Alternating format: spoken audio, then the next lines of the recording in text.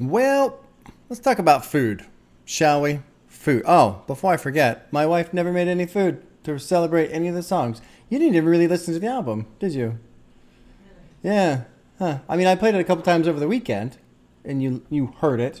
I heard it. But you didn't really, like, sit down with it on your own and jam to it yet, have you? Well, they weren't actually food. It wasn't really food. I was disappointed. It wasn't really food. I mean, it's more of a metaphor. It wasn't, yeah.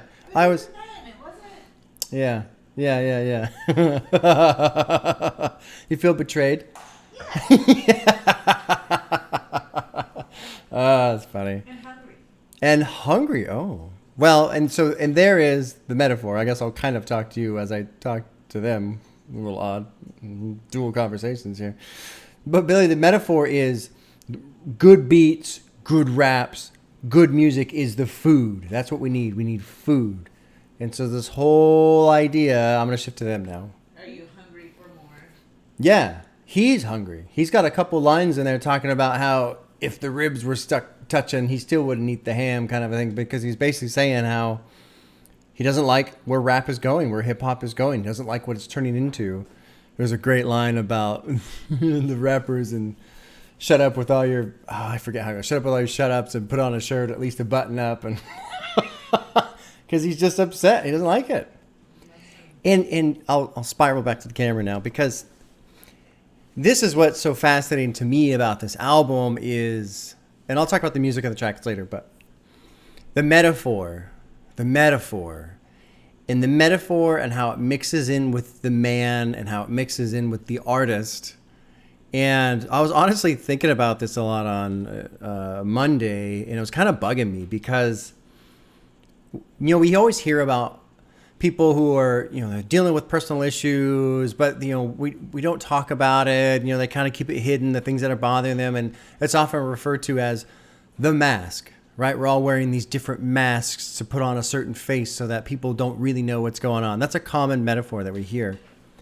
And listening to Food and listening to what Doom is saying in this album, what he's saying about artists, what he's saying about beats, what he's saying about the industry. Well, he doesn't really hit on the industry too much, but just in general. And then taking the idea of who he was, because I had forgotten. I knew this stuff. People told me when I did Madvillainy about how him and his brother were in a group. His brother died in that car crash. The label dropped him. Doom becomes homeless. All this shit happens to him. And I start to realize this guy is living the metaphor. He's living it.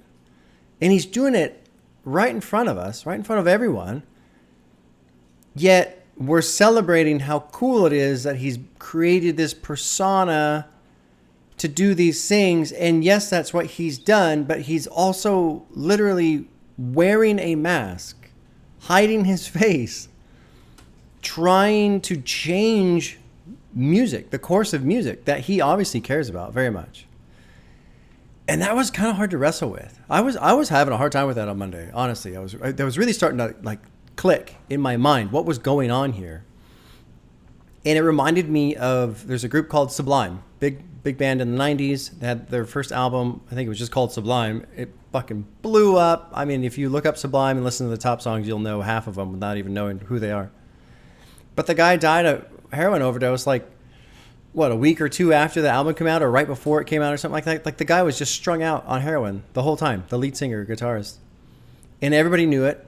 And I remember watching some, documentary or Behind the Music or something like that, where they were talking about it and how he's in the studio and everyone was just like, I don't know what we're supposed to do. He's playing music. He's high. He's on heroin. He's high. He's playing music. The album's going great, but this feels awful doing this, And then that reminded me of Kid Cudi, some of the things that he made, especially on Man on the Moon 2. Don't Play This Song. And it was just the artists and the pain that they go through and the things that they express and all of that. And then to see a guy who, in my opinion, he's my favorite rapper. And I hesitated saying that after hearing Madvillainy because it's one album. You can have somebody who makes one good album and then, okay, they fall off or something. But after hearing Food, no, this is my favorite rapper. He's my favorite rapper. And to see him obviously care about music so much that he's basically taken it upon himself to, I feel like, I didn't look it up, the details, but on this album, he's talking about how he's back in New York, he's back in the lab, he's scheming, he's plotting his revenge to do all these different things and essentially change the course of hip hop and where it's going. He's going to put all of his efforts into making the best music possible to save that world.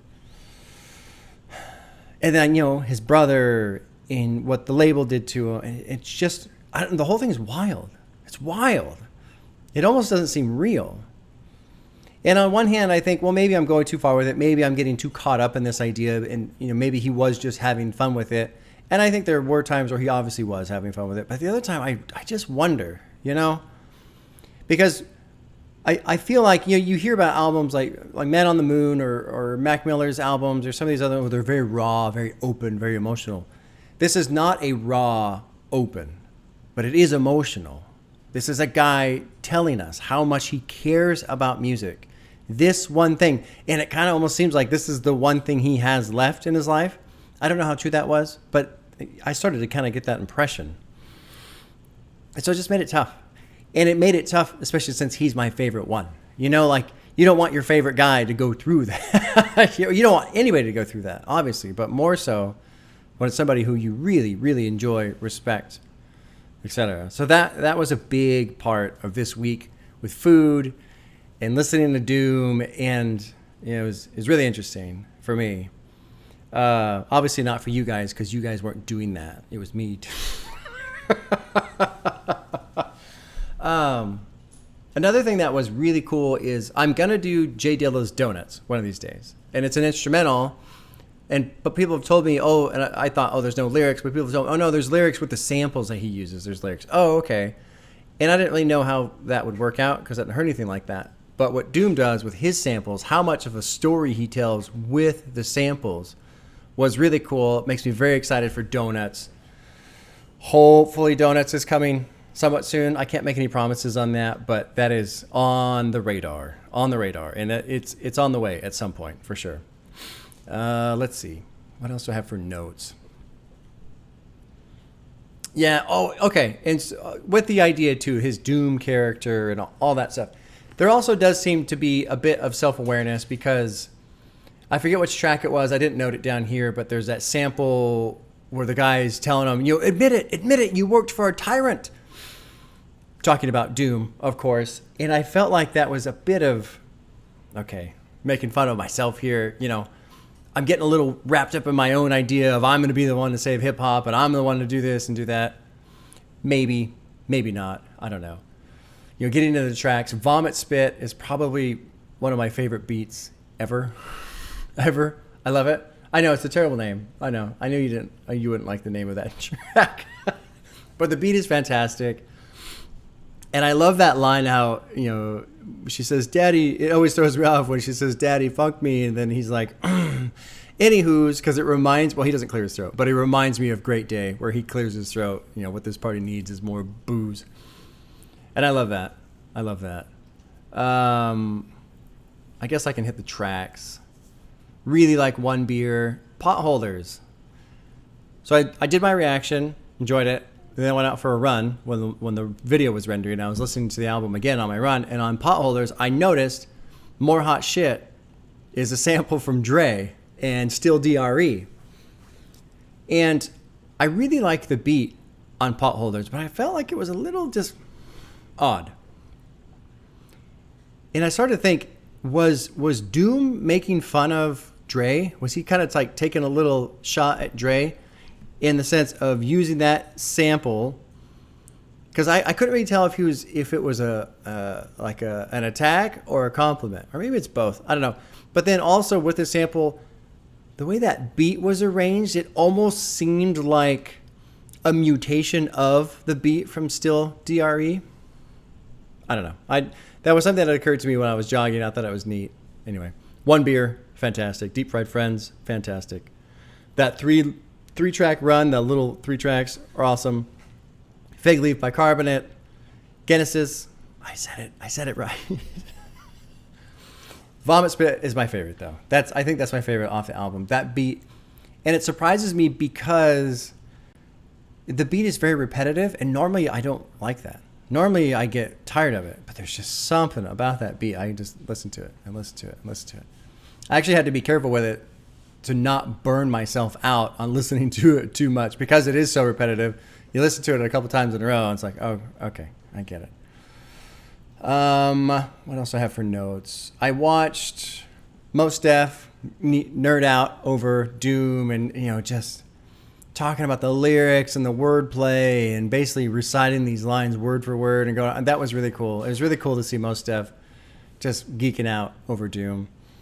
I did watch about half of that Red Bull interview thing, and I didn't like it.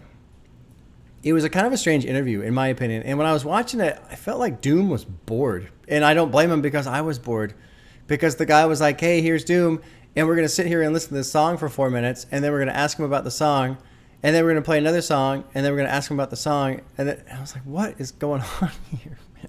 So there you go. I did, of the first, 50 minutes or so that I watched, it was interesting to hear Doom say some of the things he said, because it felt like, yeah, some of the stuff I was able to lift from the album, the impressions that I was getting from him, he was basically saying in that interview. And so he didn't really say anything that was too surprising to me.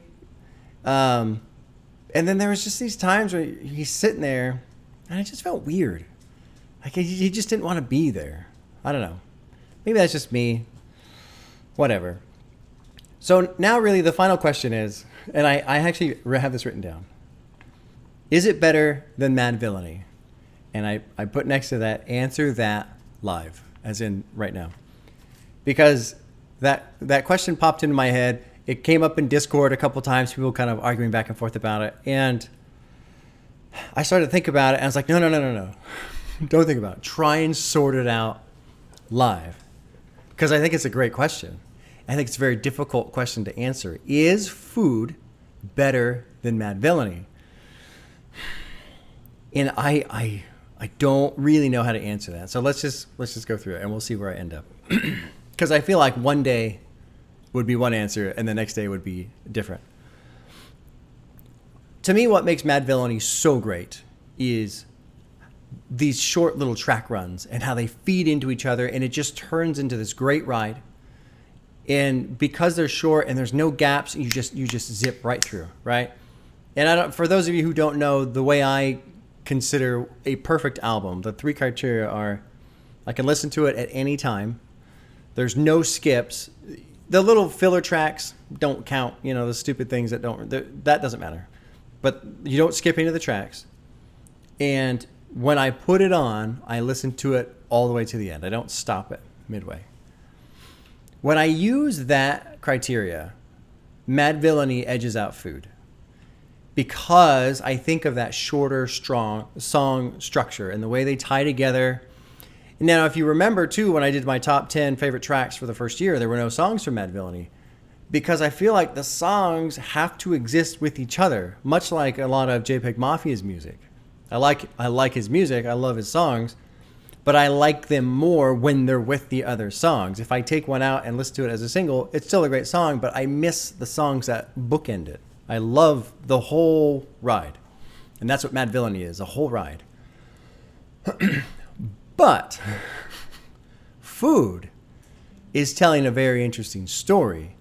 Food was basically made by one person, since Doom did all the lyrics, all the rapping, and a bulk of the production, like almost all of the production. Food has songs that stand out on their own. You can lift them out and listen to them as a single, good to go. Doesn't need a supporting cast to say. So in that sense, is Food better? It's telling a different story. It's actually a very detailed story, in my opinion. And he's telling it in lyrics and in samples, which is very impressive. And the fact that one guy basically did all of that, all the lyrics, all the samples, the story, the mess, everything, is really impressive. And so in that sense, I go, well, shit, Food's better than Madvillainy. And then I think, well, maybe even though they sound so similar in style, maybe they're too different to compare to each other. And then I think, well, that's just a bullshit answer. I'm just dodging it, right? I'm just dodging the question. Which one's better, Villainy or food. I think for me, when it comes down to it, as an album experience, I think Madvillainy is better. Barely. I think Food is a fantastic album.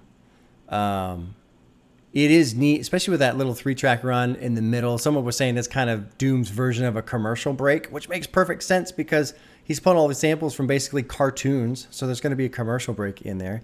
And they advertise cereal and all this other shit during commercials. I don't know, man. It's a really neat album. I've never heard anything like it. There's a lot of layers to it that surprised me. I didn't expect there to be that much depth in Food.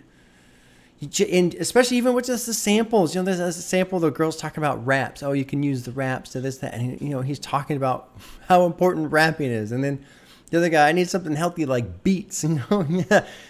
It's Doom pouring himself out in a very indirect way. And if you don't kind of dig into that, you'll never notice that. But I feel like it's Doom's version of bearing his soul. Like, this is what I care about. This is who I am. It's amazing. It really is amazing. And it's totally different from what we would consider today, these raw, open, emotional albums where people are really, dumping it all out there. But, this is a guy, he's old school. Doom's basically an old head, right? He's an old head. He's an old school guy. He was older when he passed. He's in his 40s, I think. And when he was making those albums, he was late 30s, I think early 40s, something like that. I didn't look it up specifically, but I'm pretty sure that's about the age that he was in. So he comes from that generation, and he's just a different person in that sense. But fascinating, really fascinating. And okay, so what am I going to listen to next from him, right? A lot of people are saying Operation Doomsday. I'm probably going to go Victor Von Lane next. Operation Doomsday gets lots of praise. I'll definitely listen to it at some point, but I think the next Doom album I do will be a Victor Von album. What is it? The I can't pronounce it. Vaudevillainy. You don't know. Why am I looking at you? You don't know. No. So there you go. Fantastic album. Doom is easily my favorite rapper at this point. And I guess that's pretty much it. Friday will be Baby Keem. That'll be interesting. And I guess that's it. Yeah, okay. Y'all, take care. We'll see you soon.